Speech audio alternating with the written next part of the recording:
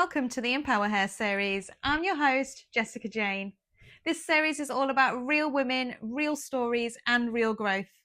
Our stories have power, and when we share them, we remind others that they're never alone. Get ready to be inspired. This is EmpowerHer. Welcome to the first episode of EmpowerHer, and I'm so excited to have you on to kickstart this series because the first day I met you, I feel like we connected in so many ways, and especially with our stories and our background and what our struggles have been in life, we just resonated on every level. And I also, in that time, you were going through a struggling time with something completely different, and I have just seen you thrive from that day. So I'm really excited for you to share your story with everybody, a little bit about your background, how you've overcome that adversity, and how you're now thriving and helping other women do the same. So let's dive in. So first of all, for anyone that doesn't know you, just give a quick overview of who you are and what it is you're actually doing. Okay, so I'm Jade, and I have a yoga studio in Lincoln called In a Lifetime. It's a beginner-friendly studio, mainly brought on through the fact that I started yoga later in life, but I wanted a studio where people could practice yoga without worrying about what they look like, without having to do certain poses, just taking it right back to the basics of what yoga is, which is helping your well-being, find stillness, slow down, and got yoga studio. I love that, and I absolutely love your lessons as well. Your studio is so beautiful. So just tell us a little bit about your background then, what your struggles have been and what's led you to this work. Okay, there's quite a bit. Okay, so back to childhood. Didn't have the best upbringing, but never kind of let that hold me back. I'm one of 6 children. I was brought up in a small house. I suppose most houses are small when you've got 6 kids, and it was just chaos. Mum and Dad didn't have the best relationship. It grew more and more toxic. Brothers and sisters. It was just not a pleasant house to be brought up in. And I think what that resulted in for me is because I didn't feel safe in my family home, I created very strong bonds with people outside of the home. So friendship for me was huge. And I still to this day would say that my friendships through school got me through a very challenging time with my mum and dad breaking up when I was around 17. But there was a terrible build up to that point. Lots of abuse in the house, lots of violence, lots of just anger. All the while, you've got 6 kids just trying to find their way. There's not a big difference between me and my brothers and sisters, so we're all at secondary school pretty much at that time. And it resulted in a very bad breakup with my parents. Sadly, at a point where we were all at very crucial ages in our teens. And then that just meant that we all kind of had to find our own path. And mine was very much about finding my one true love, finding a partner that I could start a family with, a stable family. And that just made me very vulnerable because it meant that I spent pretty much my entire adult life just pinging from relationship to relationship, hoping to find that home in a partner. Had my daughter along the way. She's been an absolute godsend. She definitely changed my path to realize I had to do something for myself. I wanted to be financially independent. I wanted to give her the things that I was never able to have as a kid. I think most parents do that. You know, you want to give your children what you didn't have. And when I had Lena, when I separated with her father, which was not pleasant and a very difficult thing for me to go through at the age of 25, because I realized that he wasn't who I thought he was. And I then kind of went on this corporate chase to validate my sense of self-worth, to be financially independent, and it gave me that, you know, it was great. What then happened is I became so tied into my sense of identity through work, and corporate businesses, they will literally bleed you dry, you know. There's never enough, there's always something to do. And sadly for me, it was my self-worth and self-esteem was tied into it. So I pushed and pushed and pushed. I worked stupid hours, put myself under a load of pressure, and over the course of 10, 12 years, managed to go through 3 bad relationships in that time. And about 3 years ago, just after COVID, I hit burnout. So my body shut down. I didn't understand what was going on. I couldn't do any of the things that I'd previously done as coping mechanisms, the gym, you know, see friends, go to work even. I couldn't do anything. Like, my brain shut down, my digestive system shut down, I had no energy, I was in pain constantly. And sadly at this time, I met another toxic ex, and that was the perfect scenario for him to get his teeth stuck in. And sadly, it was also a time where I lost what was my closest friendship circle.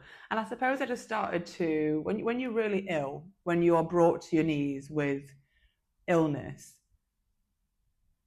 the things that you think matter don't. And I was able to start seeing toxic traits in friends, you know. And actually, if in that moment where I was just brought to my knees, friends weren't getting in contact with me, or in hindsight, this toxic ex that I had started to manipulate things, but I was just able to just put space between things that weren't healthy for me and me, because I was in survival mode. I was literally getting through each day, and it was a struggle. For about 2 years, it was a struggle all the while. So, I was getting through every single day. I tried to go back to work after about 3 months and had a panic attack, and anxiety was huge in my burnout. I think I've always lived with anxiety. I think that's what made me good at my job, because I was just so anxious about missing something that it just pushed. And I think a lot of people actually do live an anxious life when you've got such a fast-paced job. But it became crippling, you know, because of my brain fog, and I was unable to multitask. I just felt like I was losing control, and I was. So, and then on top of that, I'd moved to Lincoln, because that was another way for my ex to kind of lure me away from support. I don't regret it, because I think I like to focus on what I've gained from situations rather than live through regret, because it's waste, it's happened. And I've now got this wonderful studio and an amazing network and community. But the reality is, those burnout months, not having a family to support, having lost friendships, having just put all my eggs into this, what was now very clear, a toxic relationship, I found yoga. And that yoga was the only thing that helped me, the only thing that I could do from home. And that led me to myself. It was a brutal journey in asking myself for the first time, who am I? What am I doing? What do I want to do? How do I want to live my life? Because what I was able to see very clearly is that my life was unhealthy. I burnt the candle at both ends. I was very, very influenced by people's opinions of me, and always had this thing that I didn't want people to think that I was like my family, because my brothers are criminals. There's lots of family stuff there. And I always wanted to show people that I wasn't like my family, that, you know, I was different. And that was a lot of pressure to put yourself under, because you can't control how people see you. Yeah. So trying to control that in every way, shape or form, because my self-esteem was so wrapped into what people thought of me, was a great insight for me, because as soon as I was able to identify that, I took my power back. And I was like, okay, actually what really matters is how I think of me. And that is what brought me a lot of peace in burnout, with, you know, losing friendships and worrying about what people were saying about me. I just was able to really face that head on. I can't control what people think about me. I can only control how I think of myself. And that highlighted that I actually didn't have a very positive opinion of myself, and that I hadn't treated myself very kindly for years, for a whole host of reasons. But that was eye-opening, because outside looking in, people would think I was like super confident, and, you know, in a lot of ways I was. I love meeting new people, I love going out, I'm very sociable, but deep down there was always that, oh, I hope people don't think that I'm like this, or hope people didn't perceive that like that. And that is anxiety. You know, just that whole constant inner questioning of what's going on. So yeah, burnout was a big part of my background in terms of what led to yoga. And then I had a very toxic breakdown in relationship about a year and a half ago. That was humbling. I feel like every breakup I'd had up until that point had prepared me perfectly for it. And that's how I chose to see it. I was very much like, okay, Jesus, Mary and Joseph, this is brutal. But I think if that had happened to somebody that hadn't experienced the challenges that I had through previous breakups, through family, through even my burnout, and having to go inward and really look at who I was, I don't know if it would have been so easy to overcome. And it wasn't easy to overcome. There was a lot of mindfulness, a lot of the skills that I'd learned through yoga, I'd just sit with. And every time something terrible happened, which was multiple times a day, whether it was my stuff being thrown out in the street, whether it was messages convincing me that I'm mentally unwell, whether it was just blocking the cards, shutting my phone down, locking the laptop out when I was doing my final assignments, it was just relentless. I was able to breathe through it and know that it would pass. So yeah, and I think I ended up in that situation because of toxic family, not being able to build those bonds, those healthy bonds from a young age, toxic relationships, toxic friendships, unhealthy relationship with work, unhealthy relationship with myself. And this is what yoga and burnout helped me to see. Yeah. And I think that's where it stems from, isn't it? When you've got that unhealthy relationship with yourself, which I don't think many people tap into enough to realize they actually do, that you choose so many things that are toxic, like unconsciously, just to kind of grab onto something to make you feel more safe and fulfilled and have a bit more purpose, a bit more love. But it all does start within for us. Like, we have to love ourselves first. And so I love that you've found that through practicing yoga and all the skills that that's taught you with mindset and stuff as well, because that's a big thing that I teach with the mindset skills and that self-love, and you've really found that with yoga, which I absolutely love. And it's just amazing to see how you have managed to just step away from that, even with everything that was thrown at you and the hard times to push through. You just had that trust that everything will work out and you're worth more. So I love that you've just took that big step for yourself, and look where you are now.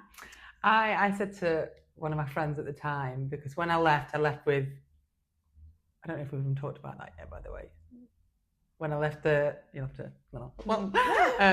when I left my last relationship, it was terrible. I left with absolutely nothing. And when I left, it was to be true to myself, because I'm very much a believer, if you're running a business and you're working in wellbeing, like, live the example that you want to demonstrate. You know, authenticity is a big thing for me, especially because I feel like I didn't really truly appreciate what authenticity was until yoga. Yeah. When I found who my authentic self was, I didn't even know she was under there, squished away.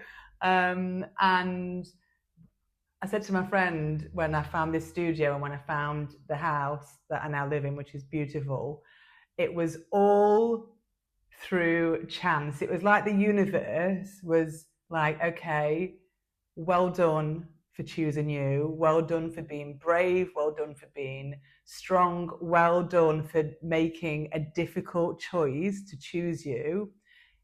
We're going to reward you with this. And I said to my friend, if I get this studio, if I get this house, I am never doubting anything ever again. And even when people say stuff now, I'm like, radical acceptance, babes. And I know that's tough because people are like so resistant to certain things, but it's out of your control. It doesn't deserve space in your mind, you know, and you can choose that. People don't realize, but you can choose that.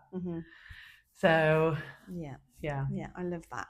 And with one of the things you've said as well about the journey you went through with burnout, your hormonal issues that you faced.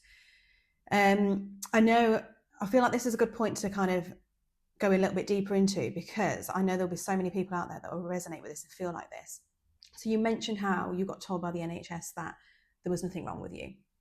And I've been through this journey. I've had so many health issues in the past that I've just been tested, but always been told nothing was wrong with me. And it was clear that something's wrong with me. This is not normal. And I've had to go on all my own healing paths and healed myself from everything that I struggled with, because I just couldn't get the help. And I feel like there'll be many people in that situation that feel the same. They're going through something, but being told that there's nothing wrong with them. How did that make you feel, that you were told that nothing was wrong? I felt very lost. I felt it was, you know, we're kind of taught in Western society that there's a pill to fix everything. And when you find yourself in a situation where there isn't a pill to fix it, you feel angry. Lost, frustrated, like, just give me the pill. You know, we're so programmed to just get a solution to health through medication. And of course there wasn't a magic pill. And because it was so vast, all the different symptoms, and it was burnout, my body just shutting down, my nervous system so dysregulated, I wasn't showing up in blood tests. You know, I just felt terrible in every way you can, emotionally, mentally. I mean, the depression and anxiety that I felt was crippling, and that's totally new to me. Again, I've had like days where it's been low through circumstance, breakup, etc. I've had days where I feel anxious, you know, if I'm just really stressed with work or whatever, but this was a whole new level. So, and then there was the pain, the chronic pain, every joint felt inflamed. I felt like my skin was bruised, the headaches and migraines, the inability to put a sentence together. You know, even just having this conversation, I'd just been me like 3 words in and then looking at you like, hello there, doctor.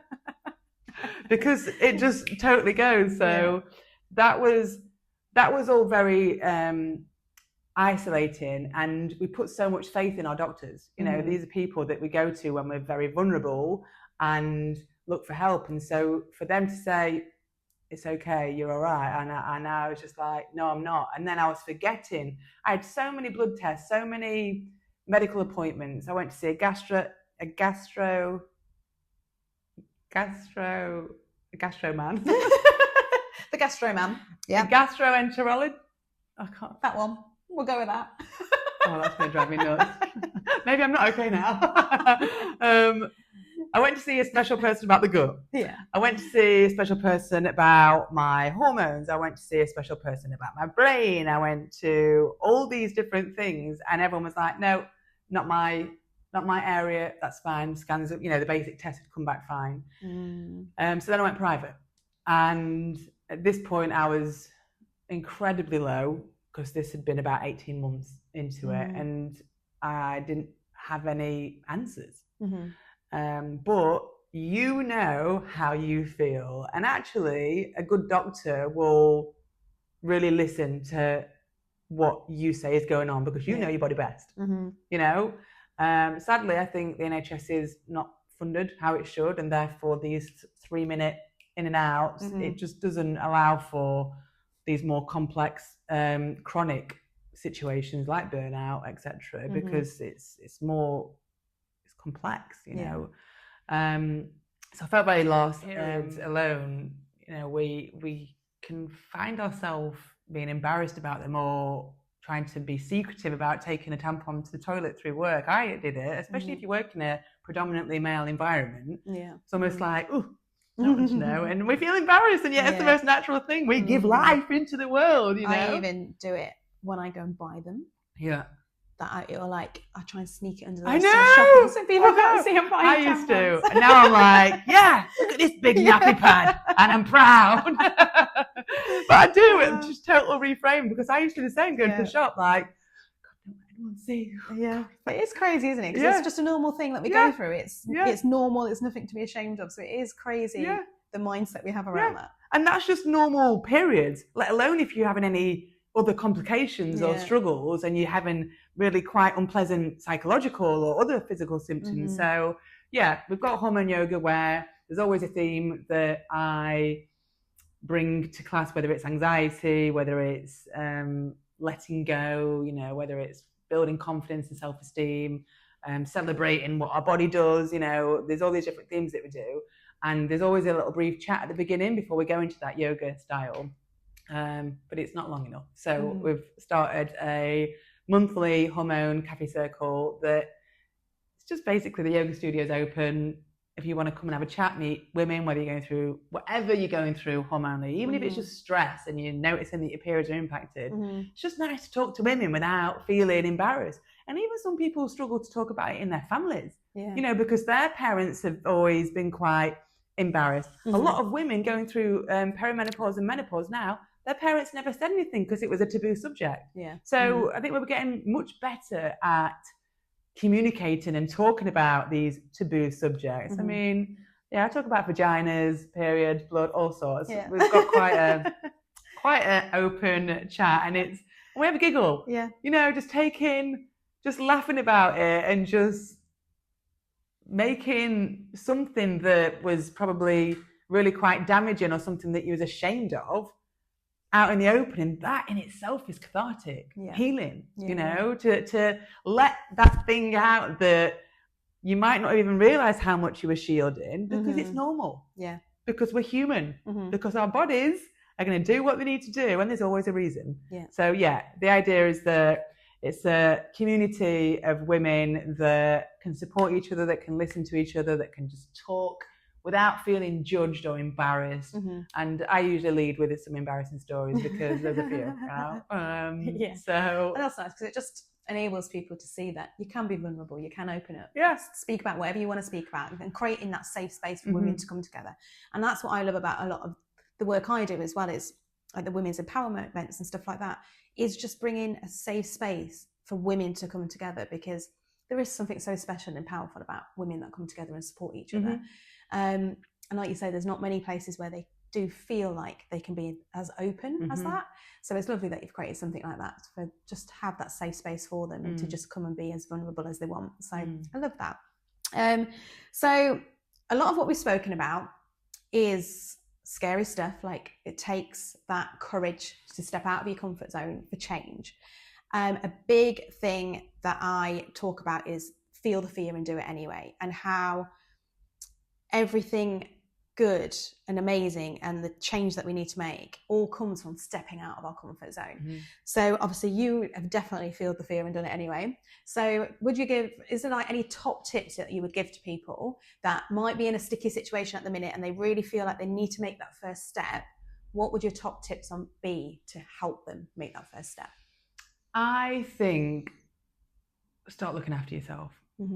And that doesn't mean go to the gym twice a week or start eating more protein. It's really start looking after yourself. You know, start saying no instead of yes when you don't want to do something because you're worried about how somebody else will respond. Start noticing how you are feeling in certain environments, in certain people's companies, because our nervous system and our energy will always tell us. You know, if you go see a friend and you always feel drained afterwards, listen to those things. Yeah. Because your body's communicating to you. It always is. This body Mm-hmm. is a very, very intelligent piece of kit. Yeah. And the signs are there. Mm-hmm. And the more you start looking after yourself and starting to dial your attention inward, your nervous system will just start to feel safer. Mm-hmm. And if you start to feel safer, the symptoms that you may be feeling, like anxiety or fear, or I can't do that, Mm-hmm. start to just ease away. And do yoga. Yeah. Genuinely, yoga for me and for so many of my students has been such a game changer, because it helps you recognize that those fearful thoughts are just thoughts. Mm-hmm. You are not your thoughts. Yeah. You are the awareness behind your thoughts. Mm-hmm. Same with emotions. You are not your emotions.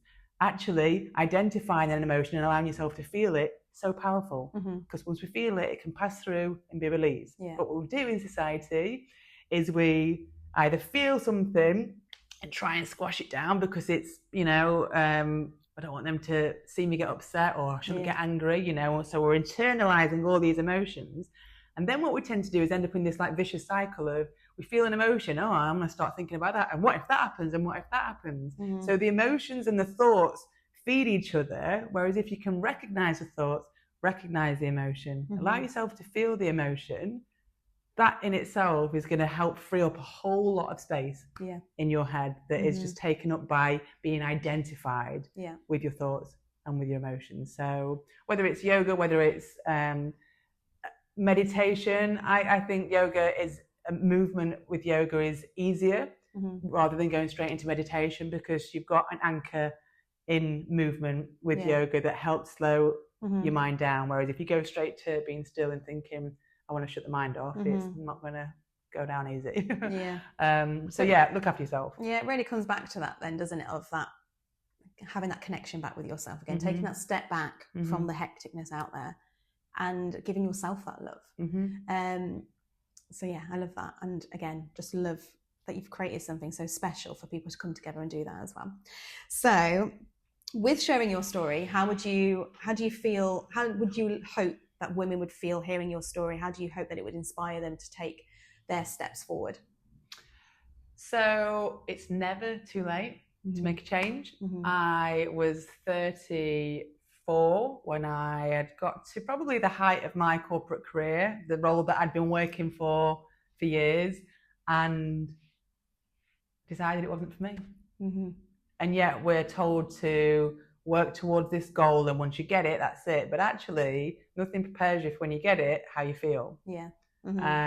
So that's why I radically changed everything, because those goals weren't mine. My goals are very different now, which is about making a difference, doing something that I am passionate about, doing something that will help others, and being able to be my authentic self. Because I had to play a role. And I think a lot of people do, and that is exhausting. So I think it's never too late to change. It's a big one. I think whatever challenges you're going through, it will pass. Because even if you can't see the light at the end, just keep moving forward and it will pass.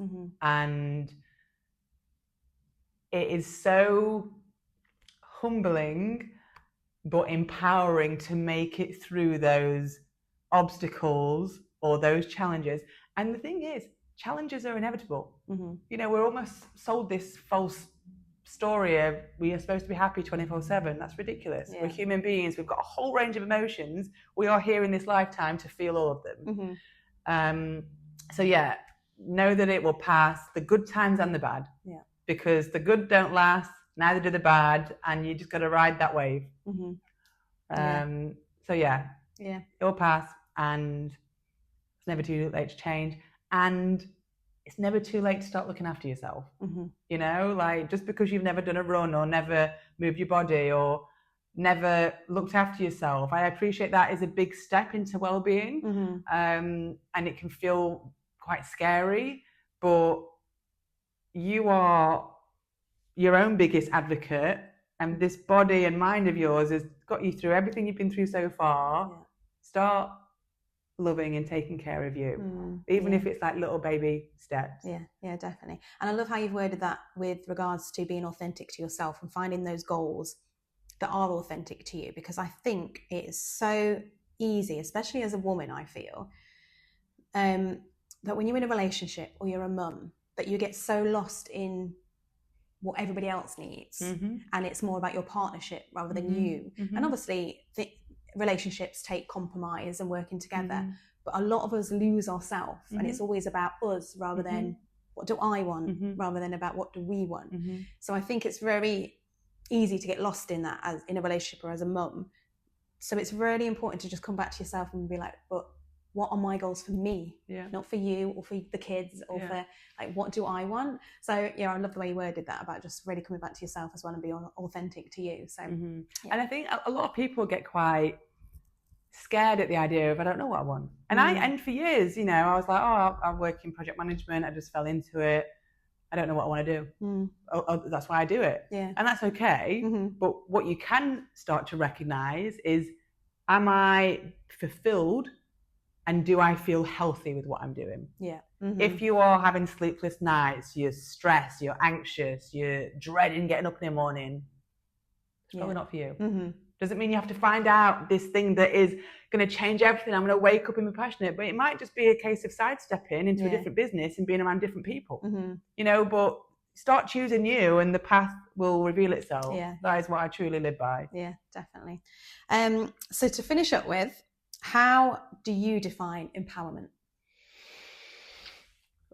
Okay, empowerment for me is living through something and recognizing that you are stronger than you think, overcoming challenges, just making it through any challenge. Doesn't matter if it wasn't done with ease and it was the biggest fight of your life, but you got through it. And choosing to take the lessons from it, because it's all well and good getting through a challenge, but if you're gonna just like make the same old mistakes again, and find your way in, start choosing you, making choices that will empower you, because having learnt from those lessons, you're reducing the chance of going through something similar again. You will still face challenges, but we're here on a journey to grow, to better understand ourselves, and that comes through growth. And growing not only through your own experiences, but what we see in the world. Be the change that you want to see. That's how I hope that I'm living, and that's what I want. And I say that in a lot of my yoga classes. Are you the energy that you want to see in the world? Like, close your eyes, draw yourself inward. What are you feeling? If there's a lot of anger or anxiety or resentment or grief, that's the energy we're putting out. And so by just looking inward, we can really address, okay, well, what I put out is what I'm going to attract. What do I want to put out? What do I want to see? That's going to show you what you can work on. And little baby steps. Brilliant. Well, thank you so much for being on EmpowerHer, and especially like kickstarting the series as well with this first episode. I feel like it's one that's for me so close to me as well. So I love that we've been able to really share your journey. And for anybody that would like to kind of follow your work or be a part of the community that you've created, how would they find you? So I'm on Instagram, In a Lifetime. I'm on Facebook, In a Lifetime, or you can go via my website, www.inalifetime.com. Lovely. And I will tag that into these the podcast as well anyway, so people can easily find your links and follow you on Instagram and stuff like that as well. So I'm just really looking forward to just now seeing you grow and grow and grow from where you are now in the next part of your journey. Thank you.